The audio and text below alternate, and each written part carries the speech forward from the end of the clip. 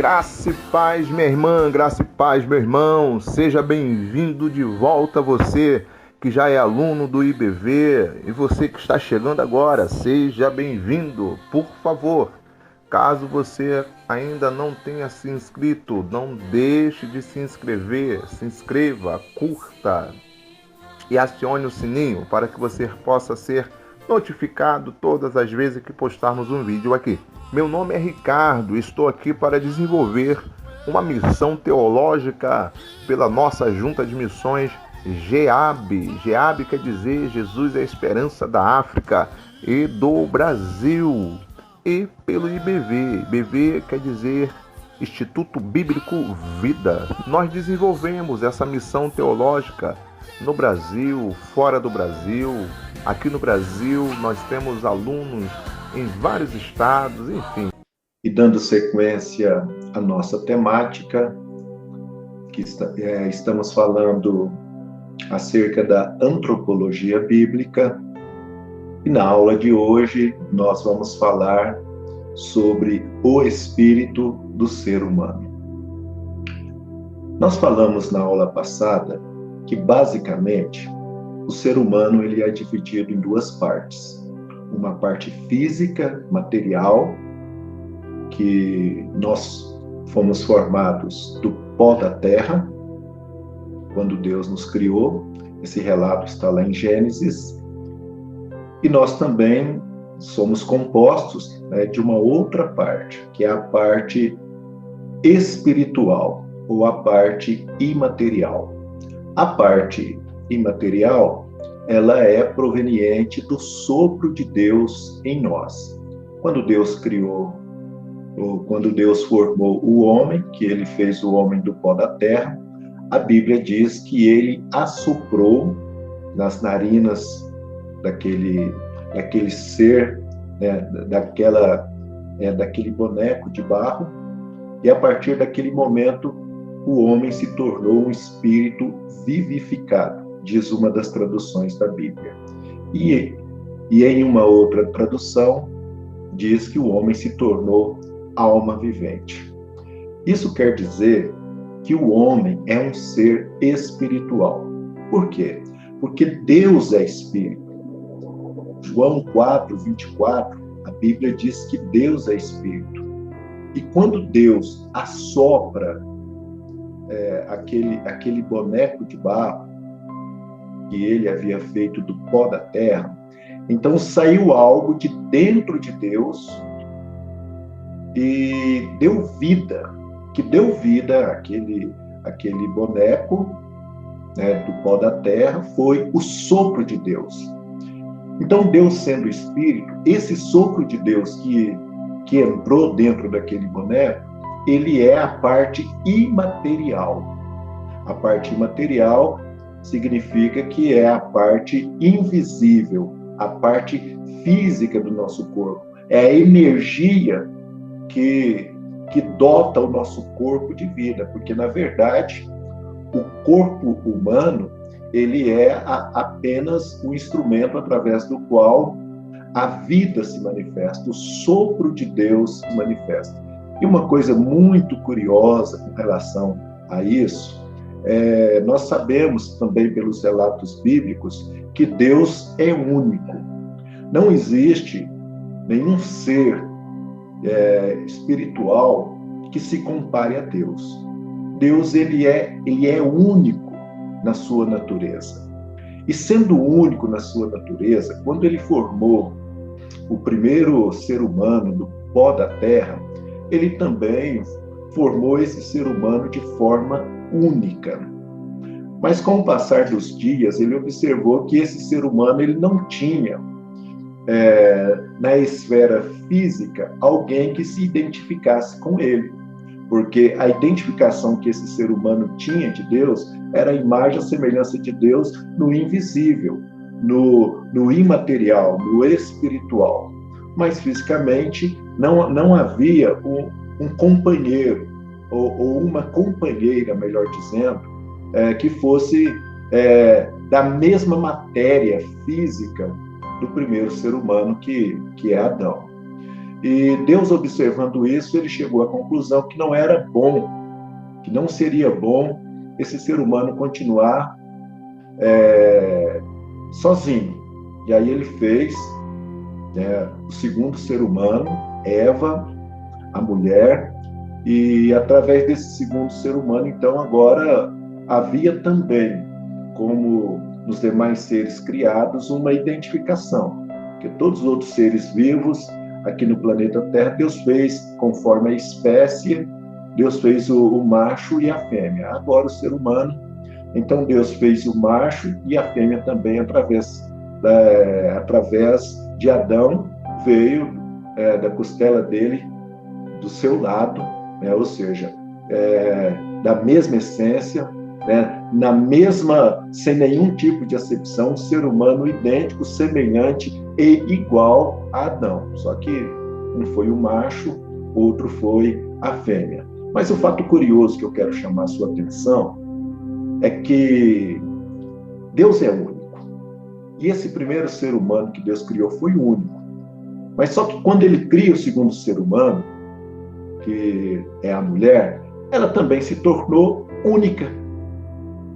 Mesmo os filhos que vieram depois, porque uma das bênçãos, né, um dos poderes que Deus deu para o ser humano no início, foi o poder da multiplicação. Deus disse que era para eles serem fecundos, e através deles, né, daqueles dois, inicialmente, toda a terra ficaria cheia de seres humanos. E de lá para cá, todo ser que veio, que os filhos que foram nascendo, as gerações que foram passando, olha só que coisa curiosa, todo ser humano, ele é único. Por mais que tenhamos semelhantes, por mais que tenhamos o nosso próximo, por mais que o nosso planeta tenha 8 bilhões de habitantes, né, cada pessoa, cada um desses 8 bilhões são seres únicos. E é tão curioso que, se você olhar a impressão digital, isso mesmo, a impressão digital, num espaço tão pequeno, né, existe uma identificação.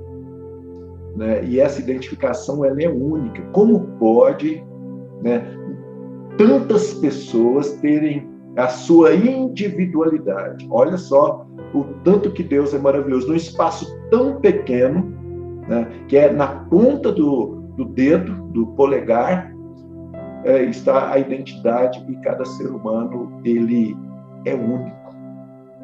Então, isso é um fato curioso, isso revela, isso é mais uma das marcas de Deus, assim como Deus é único, ele fez o ser humano único. Então, essa é mais uma das marcas de Deus na nossa vida. É uma das características da individualidade. Mesmo vivendo coletivamente, nós somos únicos. Isso quer dizer que o relacionamento que Deus tem para com os seres humanos, para com a humanidade, esse relacionamento que Adão perdeu, mas que em Cristo foi restaurado, isso significa que o relacionamento que Deus tem comigo, que Deus quer ter comigo, que Deus quer ter com você, ele trata cada um de forma única.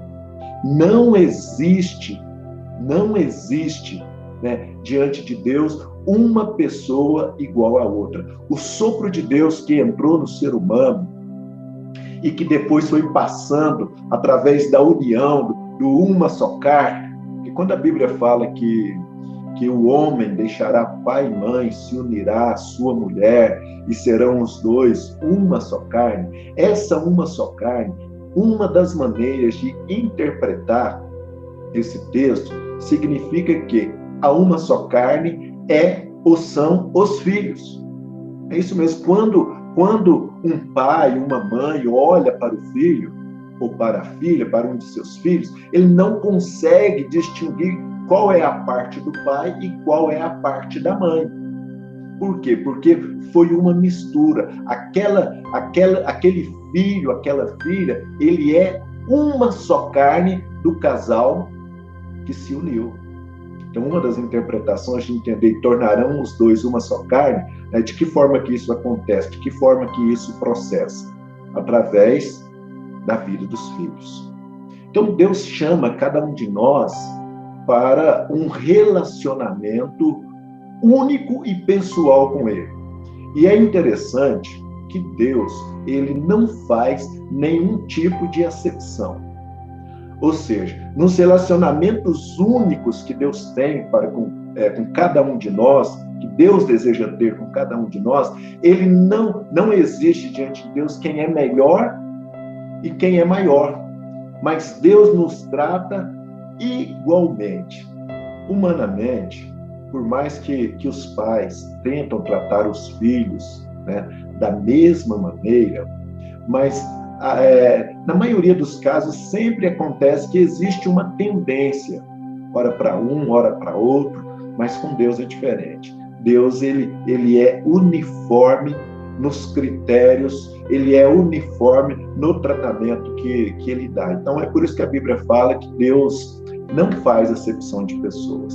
No ato da morte, o que acontece? A parte imaterial, o sopro de Deus, né, a vida, porque o que dá vida ao corpo é o sopro. E é tão curioso isso, que o ar que nós respiramos, ele é invisível. Mas é ele que dá vida para o corpo. É através dele que o nosso corpo respira aqui. Curiosamente falando, é o ar, né? E Deus assoprou. Então veio o ar de Deus. A vida está no ar. Então, Deus, quando a gente começa a entender isso, a gente vê talvez a maior prova de que o sopro, o ar, o oxigênio, a vida, de que a vida realmente ela veio de Deus, ela partiu de Deus e em direção ao ser humano.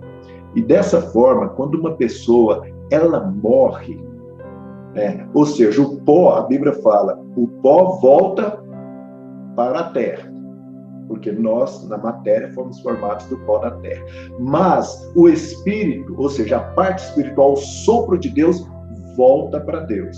Então, quando uma pessoa morre, há essa separação, a parte espiritual sai do corpo e o que fica aqui é tão somente o lugar ou a casa onde aquele espírito ele viveu durante o tempo de vida que nós tivemos aqui.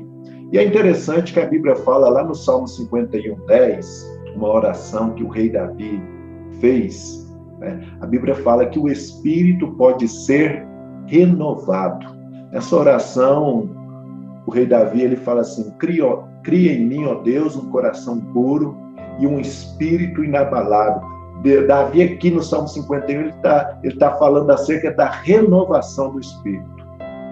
E esse espírito, nós que somos seres espirituais, nós que vivemos por causa do sopro de Deus, e Deus é único, e somos seres humanos únicos também, é através desse sopro, é através dessa vida que foi, infelizmente,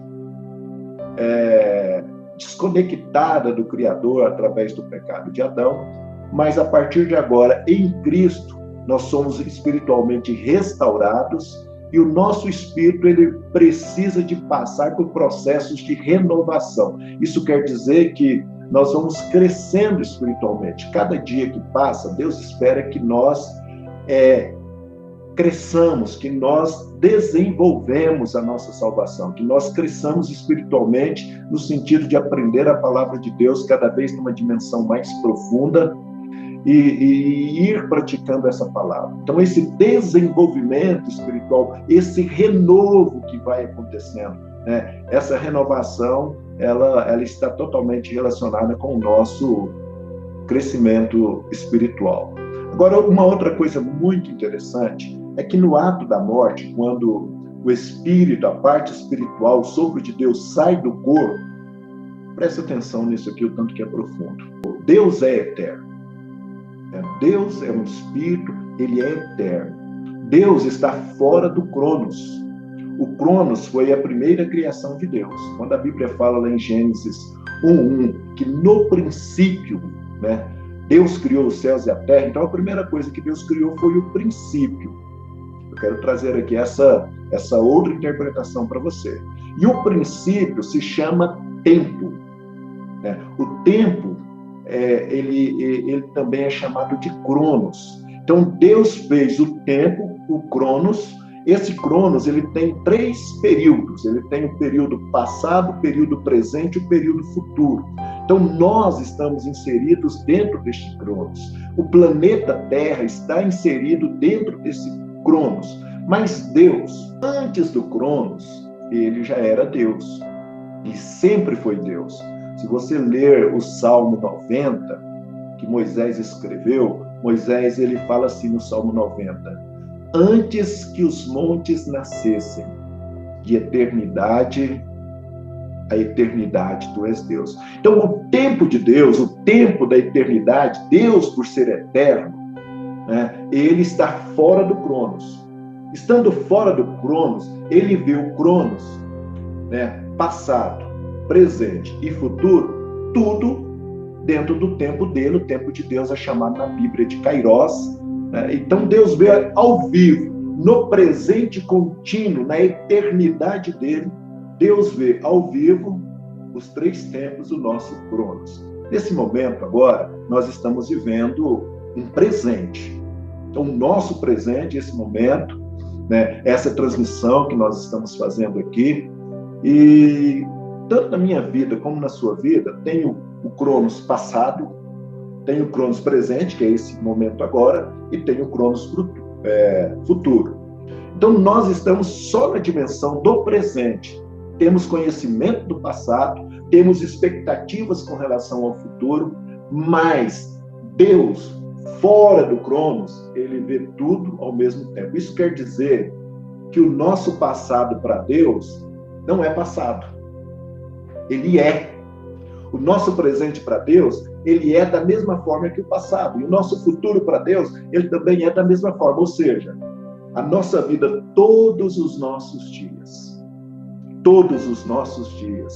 né, são um presente contínuo na presença de Deus. Talvez seja por isso que lá no Salmo 139, a palavra de Deus diz, né, outro Salmo de Davi, onde ele fala assim: e no teu livro foram escritos todos os meus dias, cada um deles escrito e determinado, quando nenhum deles havia ainda. Olha que maravilha esse salmo. Então, Davi aqui está falando assim: Deus, o Senhor é eterno, e antes que eu existisse, né, no teu livro já estava escrito a meu respeito, porque Deus vê, né, os 3 tempos do cronos ao mesmo tempo. Então, para Deus não tem passado, para Deus não tem futuro, para Deus é um presente contínuo. Isso é por isso que Deus é chamado na Bíblia de Eu Sou.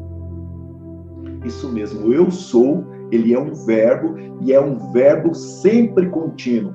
O verbo Eu Sou, né, esse termo Eu Sou, que é um verbo dentro da língua hebraica, esse verbo não tem passado e ele também não tem futuro. Olha que coisa curiosa. Certa vez, durante a sua vida aqui nessa terra, Jesus disse assim: antes que Abraão existisse, eu sou.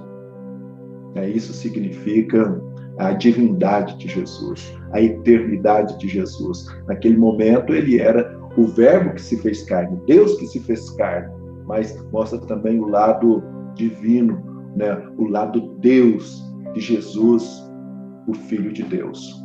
E caminhando aqui, então, quando o Deus criou o homem, e o homem tem esse espírito, como nós dissemos na aula passada, há 2 correntes de interpretação, 2 correntes de interpretação principais, que é a corrente que acredita que a parte material ela é uma só, né? E tem a corrente que acredita que a parte espiritual ela é 2. Então, de um lado está o dicotomismo, do outro lado está o tricotomismo.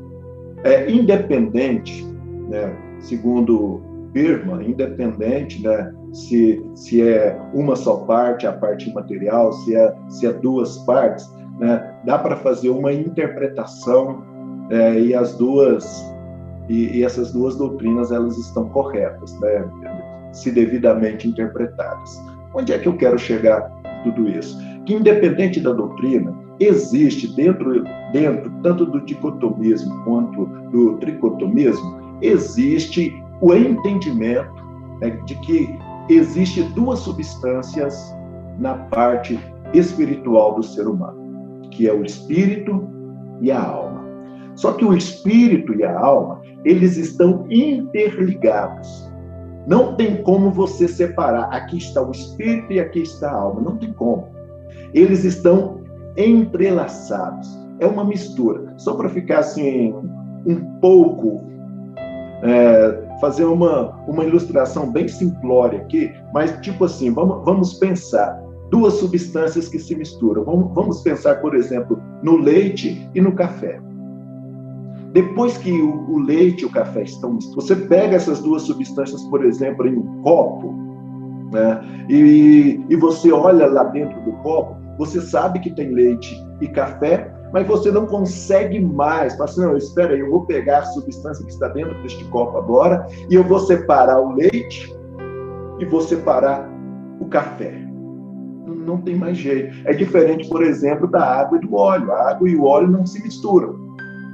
Não dá para separar a água e o óleo depois que eles estão no mesmo recipiente. Mas o leite e o café não tem como separar. É isso que acontece. O sopro de Deus em nós, ele misturou essas duas coisas. Por quê? Porque Deus é espírito. Então, ao sair a partícula de Deus, que é espírito, e entrar no ser humano, aquele ser humano, por ser único, ele precisa de uma identificação, ele precisa de uma identidade, porque todo ser humano é um ser espiritual, porque todos nós temos o sopro de Deus. Mas o que nos torna únicos, o que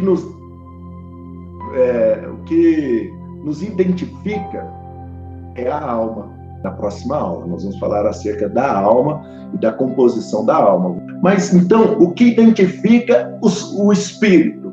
A alma.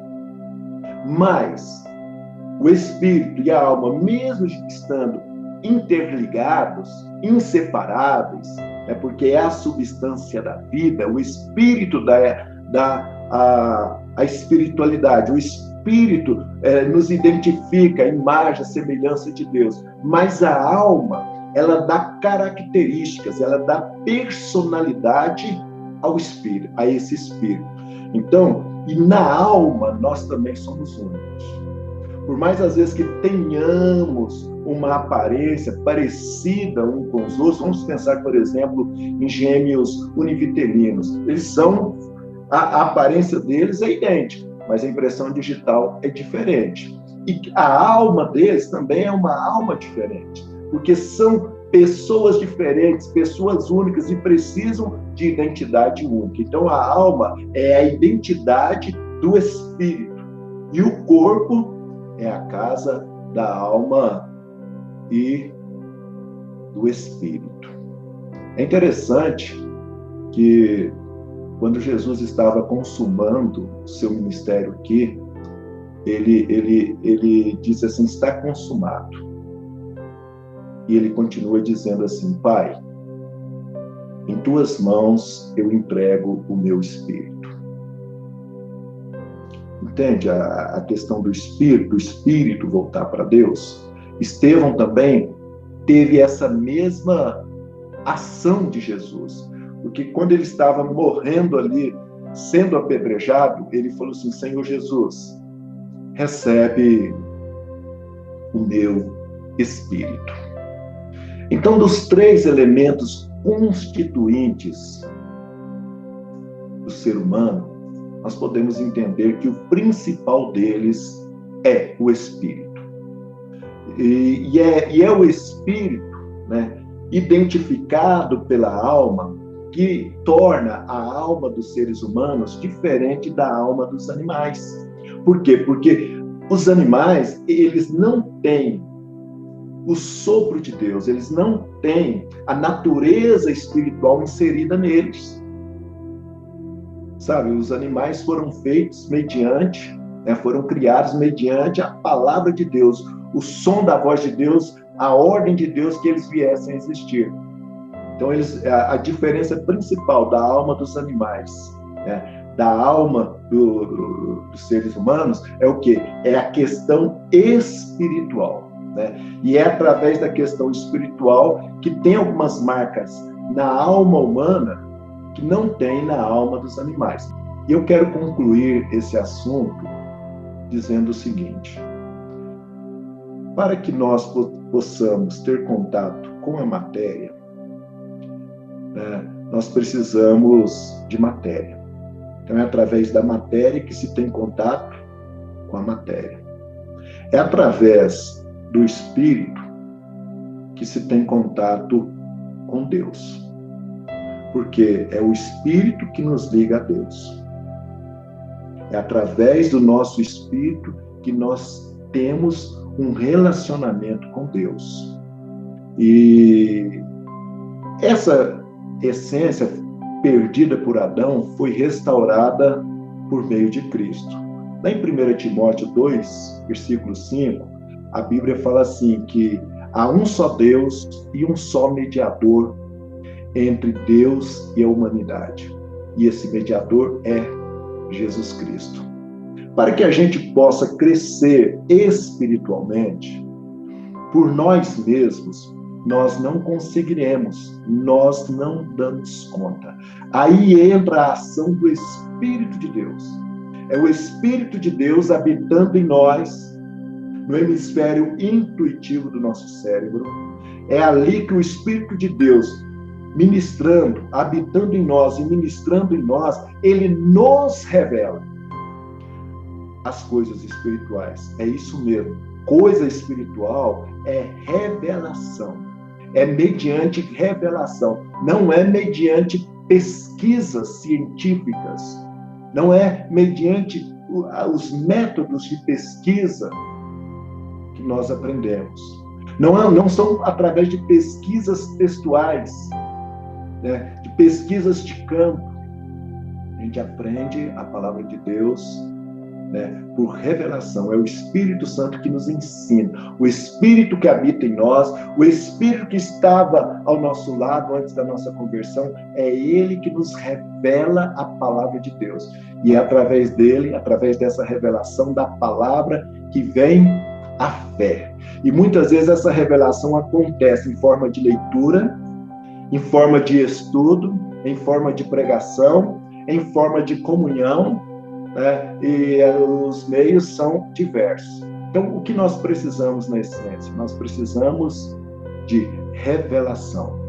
Efésios 1:17, o apóstolo Paulo, ele diz o seguinte: peço ao Deus de nosso Senhor Jesus Cristo, o Pai da glória, que conceda a vocês espírito de sabedoria e de revelação no pleno conhecimento dele. Era uma oração que Paulo estava fazendo, porque ele entendia que coisa espiritual se aprende por revelação. E como somos seres espirituais, somente Deus, que é Espírito, pode operar dessa maneira, nos ensinando, né, nos revelando a palavra dele para que cresçamos no conhecimento dele. Lá em Filipenses 1:9, Paulo também, ele faz outra oração, e ele fala assim: e também faço esta oração, que o amor de vocês aumente mais e mais em conhecimento e toda a percepção. A palavra percepção aqui está relacionada com revelação. Então, veja bem, a revelação, ela acontece primeiro no nosso espírito, para depois, né, uma vez sendo revelado no espírito, essa verdade, essa revelação, ela então passa para o nosso espírito, para a nossa alma, e da alma para o corpo. Então, veja bem, existe um processo. Revelação vem do espírito, no espírito passa para a alma, da alma a gente tem os reflexos até mesmo no nosso corpo. Então, a nossa alma, a nossa mente por si só, ela não consegue ter a revelação de Deus. A revelação de Deus vem até nós através do nosso espírito, através do espírito. Entre aspas, esse nada. Do nada, eles tomaram uma decisão. Não, vamos levar uma oferta e apresentar a Deus. Entende? Aí eu ligo esse texto aqui, eu ligo essa passagem de Abel e Caim com Eclesiastes 3:11, falando que Deus pôs no coração do homem a eternidade. Então sempre haverá um desejo de busca, uma necessidade do ser humano de buscar algo superior. Vou te citar um outro exemplo. Outro exemplo é o seguinte: quando nós estamos passando por uma situação que, do ponto de vista humano, é impossível de ser resolvida, é inerente na nossa natureza. Aí a gente esquece religião, a gente esquece, qualquer tipo de regra, é inerente à busca da ajuda do alto. Principalmente nos momentos difíceis da vida, principalmente nas tribulações da vida, principalmente nas intempéries da vida, principalmente quando a hora difícil chega, e infelizmente ela chega para todo ser humano. Então, chega um momento que o ser humano ele vai, de um jeito ou de outro, ele vai necessitar, ele vai sentir essa necessidade de buscar o espiritual. Então, a primeira característica, o primeiro ingrediente do espírito humano é a espiritualidade. Mas existe mais 3 elementos. E o segundo elemento a gente chama de consciência. Eu vou ler aqui para você o que o dicionário fala, qual é o consciência é faculdade da razão julgar os próprios atos, ou o que é certo ou errado do ponto de vista moral. Sinceridade, ação que causa remorso, probidade, honradez, opinião, cuidado, atenção, esmero. E o dicionário também diz que, na visão da medicina, consciência é o estado do sistema nervoso central que permite pensar, observar e interagir com o mundo exterior. De todos os seres criados, eu estou falando da dimensão planeta Terra. Todos os seres criados, desde tudo que Deus criou no primeiro dia da criação, até hoje, até o 7º dia, quando ele terminou a sua obra, de todos os seres criados, o ser humano, ele é o único que tem um negocinho chamado consciência. Então, uma das características do espírito humano é a consciência. Lá em Atos 24:16, o apóstolo Paulo, ele diz assim: por isso também me esforço por ter sempre uma consciência pura diante de Deus e diante dos homens. Esse texto tem tudo a ver com a definição de consciência que nós lemos agora no dicionário. Tem um outro texto também, lá em Hebreus 13:18, onde o escritor de Hebreus está falando assim: orem por nós, pois estamos certos de que temos a consciência limpa, querendo em todas as circunstâncias fazer o que é correto. Talvez, todos nós que estamos ouvindo essas palavras que eu estou falando agora, num determinado momento, numa determinada circunstância da vida, a nossa consciência, ela nos acusou, ela pesou.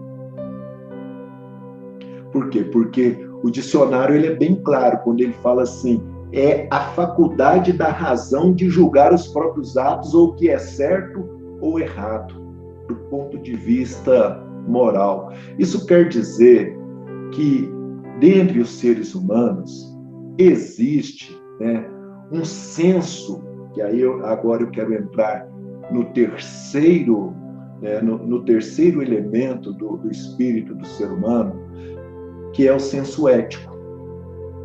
Nós somos seres vivos que existe aquilo que é certo e aquilo que é errado. Aquilo que é aceitável no convívio, em comunidade, em sociedade, e aquilo que não é aceitável. Se você voltar para os dias que Moisés recebeu a lei, você vai ver Deus falando exatamente sobre isso. Deus aqui, ele começa a fazer uma lista daquilo que não é aceito, daquilo que vai contaminar a sociedade. E existem algumas atitudes da parte de Deus naqueles dias, que a consequência é a morte por apedrejamento. Isso por quê? Porque nós sabemos, existe um negócio dentro de nós, que a gente eu vou chamar de leis naturais. Todo ser humano, ele nasce com isso, com um senso ético dentro de si. Ele já nasce sabendo, desde o início, desde a mais tenra idade, ele nasce sabendo que existem regras, na família, que existem regras no convívio social, na sociedade, e que essas regras precisam ser respeitadas. Se não forem respeitadas, que tem o senso do certo e o errado, que existe um padrão moral. Os demais seres vivos vivem na base do instinto, o instinto da sobrevivência, a lei do mais forte, mas dificilmente, de forma consciente, os outros seres vivos, de forma consciente, eles não têm um convívio em sociedade. Às vezes, um ajuntamento que a gente vê de animais, por exemplo, é algo instintivo, mas não é algo consciente, não é algo fundamentado num princípio ético do certo ou do errado. Entende? Essas características do nosso espírito. E uma outra característica é a característica do livre-arbítrio. Observe que as 4 características do espírito do ser humano, elas estão interligadas, elas estão interrelacionadas. E essa agora é o livre-arbítrio, que ele está interrelacionado também com o senso ético. Por quê? Porque o livre-arbítrio é o poder de escolha. Eu tenho para mim que a coisa mais sagrada que Deus deu ao ser humano é o poder de decisão. Nós somos responsáveis pelas decisões que nós tomamos, pelas nossas atitudes, por sermos éticos ou não. E haverá um dia que cada pessoa irá comparecer diante de Deus para prestar contas das suas escolhas, do seu poder de decisão. Deus, ele é livre. Ele é livre para fazer as suas escolhas. E ele nos dotou dessa característica também. Individualmente, nós somos livres para fazer as nossas escolhas. Existem 2 tipos de julgamentos para as pessoas. O primeiro julgamento é o julgamento dos salvos, onde 2 Coríntios 5:10 fala que todos os salvos comparecerão perante o tribunal de Cristo. E ali cada um deles vai receber segundo o bem ou o mal que tiver praticado enquanto nesse corpo, enquanto nessa vida. Isso significa que, sendo salvo, eu posso tomar decisões e ter boas obras, eu posso tomar decisões e ter más obras. Mas eu vou responder pelas minhas atitudes, pelas minhas decisões, pelo meu livre-arbítrio diante de Deus. E se você for para Apocalipse, capítulo 20, versículo 12, lá vai estar dizendo que também os mortos, espiritualmente aqui, os mortos, os não salvos, eles também vão ser julgados de acordo com aquilo que se acha escrito nos livros. E sabe qual é um desses livros? O livro das obras. O texto fala assim: vi também os mortos, os grandes e os pequenos, que estavam em pé diante do trono. Aqui é o contexto do juízo final. Então foram abertos livros. Ainda outro livro, o livro da vida, foi aberto. E os mortos foram julgados segundo as suas obras. O livro das obras aqui. Conforme o que estava escrito nos livros. Então veja bem, dentro da salvação e dentro da condenação eterna, as obras, o livre-arbítrio, as decisões que tomamos aqui nesta vida vão fazer a diferença para a recompensa ou não, para os galardões ou não, e também do tipo de condenação. Presta atenção. Olha só, nós vamos falar sobre isso lá no Apocalipse. Mas até mesmo no tipo... Desculpa, não no Apocalipse. Nós vamos falar sobre isso na escatologia bíblica. Onde, dentro da condenação, haverá os níveis de condenação, os níveis de punição, as penas. Onde, de acordo com as obras de cada um, cada pessoa receberá o seu castigo eterno. Então, veja bem, a importância do livre-arbítrio, das decisões que nós temos. Então, isso nos dá uma responsabilidade muito grande. Mas, continuando falando acerca das características do ser humano, que eu falei da espiritualidade, falei da consciência, falei do senso ético e falei do livre-arbítrio. Eu disse para você que eram 4 ingredientes. Na verdade, não são 4, são 5 ingredientes, porque o último ingrediente, a última característica, a 5ª característica do espírito humano é a intuição. A intuição, ela é a capacidade do espírito humano de conhecer e saber algo independente de qualquer influência exterior. Veja bem, o nosso cérebro, ele está dividido em 2 hemisférios, o hemisfério direito e o hemisfério esquerdo.